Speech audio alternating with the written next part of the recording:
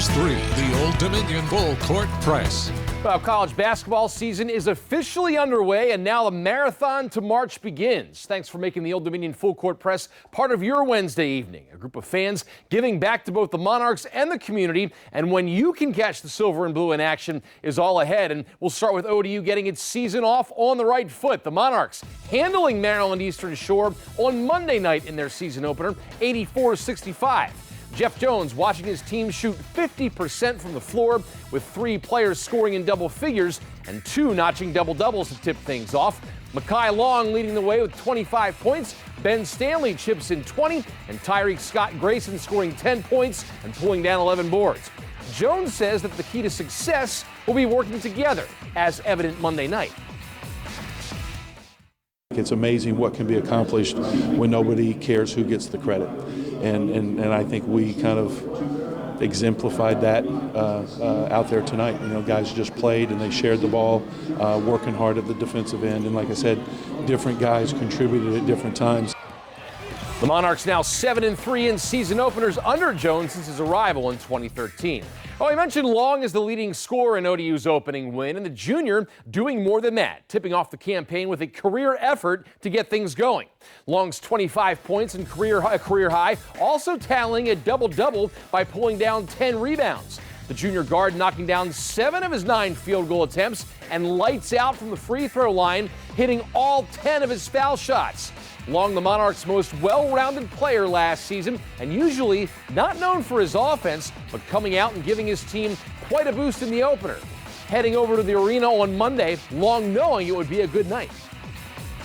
On my walk over to the gym, I definitely felt good. I knew something special was going to happen, either with me or with somebody else. I knew something special was going to happen. Once I got to like 20 as a career high right there, in the past I'm rebounding, so when I got past 10, 11, I knew it was career high. I'm not sure that it's always going to be Mekhi and Ben. You know, I think Tyreek, you know, might be the guy to get in 25 sometime, or Chauncey might be getting the 20. I think that's going to change. Next up for Long and the Monarchs, a road trip to Philadelphia and Drexel on Friday. Well, after the matchup with the Dragons, back home for a showdown with neighbor Virginia Wesleyan before heading south to the Charleston Classic. That's where the Monarchs meet Virginia Tech to open things up in the first of their 3 games in the event. Following that tournament, East Carolina visiting Chartway Arena, the Pirates beating ODU twice last season. Then it's back to Charleston to try to avenge another loss from a season ago. Time for a 94-foot conversation with the Monarchs. We're going 94 feet with Chauncey Jenkins. Chauncey, it's a debate that has raged on for a while. Michael Jordan or LeBron James? I don't really get into that argument. I think they're both great. You abstain? Yeah. All right, great. So, hey, you're sitting down to watch a movie. What are you putting in? Probably an old basketball movie, something like Mike or something like that. Yeah, very good choice. Who's your basketball idol? Who do you try to model your game off of, and who did you admire growing up?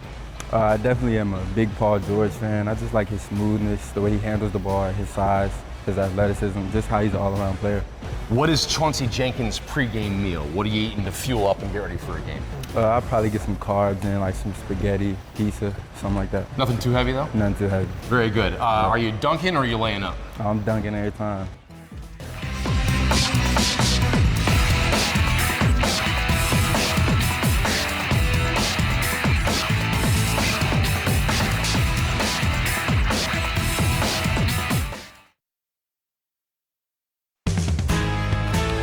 Well, in an age where every fan has a voice with social media, there's a group of Monarch fans using theirs to promote positivity. That has taken effect both on and off the court and fields of play. News 3's Zach Staten says the Monarchists have used a desire to uplift to give back, not just to ODU, but to the entire community. When Mike Langston noticed more and more fans being negative when Old Dominion sports had down years, he decided to turn to a few friends and change the tone to positivity. I created a group chat for us to discuss the future of the program together, and it's kind of grown from there to be this amazing thing. That incredible thing is the Monarchist. What started in 2018 as a small group of friends has turned into a movement with thousands of social media followers, and that has raised thousands of dollars for multiple ODU programs. I couldn't have never planned this if I'm not that smart. It's just, it happened organically. People appreciate it because they see, oh, well, there's others like me that just love ODU sports regardless of wins or losses. But part of their passion is also using sports to give back, like they will this weekend when James Madison visits Norfolk. The Monarch is hosting their 3rd annual Toys for Tots collection drive, something that this year has also spread organically. We invited a couple of the coaches who've been on the podcast to just come to the tailgate and enjoy it and see what's going on.